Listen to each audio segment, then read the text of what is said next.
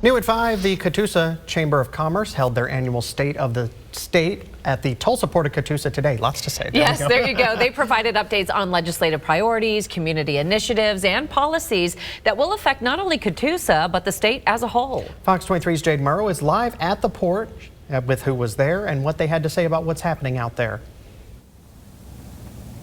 Well, the luncheon featured speakers that are Oklahoma state representatives, and they all shared their plans and projects revolving around tourism, local businesses, and as well as education.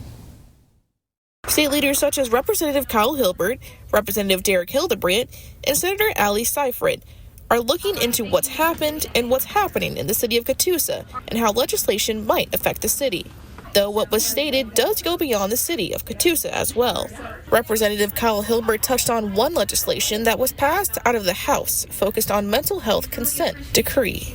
What that deals with are forensic beds related to people accused of crimes that are waiting adjudication. And so there's multiple layers here. Of course, we want these individuals to get the mental health treatment that they need so that they can be restored to competency and then face the circumstances of the crimes should they be found guilty. But also you have the victims of the crimes that they are alleged to have committed, all of whom need justice, and we need to work this out. Another legislation that's being looked into is a math bill that Senator Ali Seifert explained that could help students excel past average scores, as 30% of 8th graders are proficient.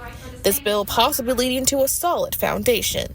It would be some screenings with, if you test below, some instructional support, but also if you test above, you get options for advanced math, because I don't want to just be proficient. I want, if kids are inclined, they go be excellent. I want Oklahoma to be excellent. I'm tired of just let's be average. Representative Derek Hildebrandt touched on tourism focused on local small businesses. Hildebrandt is running a bill that passed through the House called Food Truck Freedom Act, which would alleviate food truck owners having to close up shop due to the different permits and requirements being different in every county and city.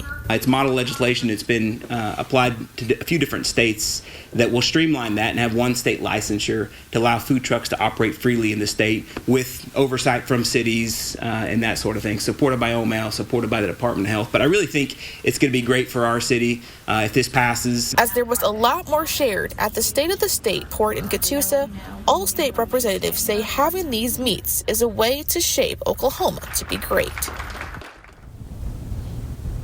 Now I will be telling you more of what was shared at the luncheon, as well as words from State Representative Derek Hildebrandt coming up on Fox 23 News at 6.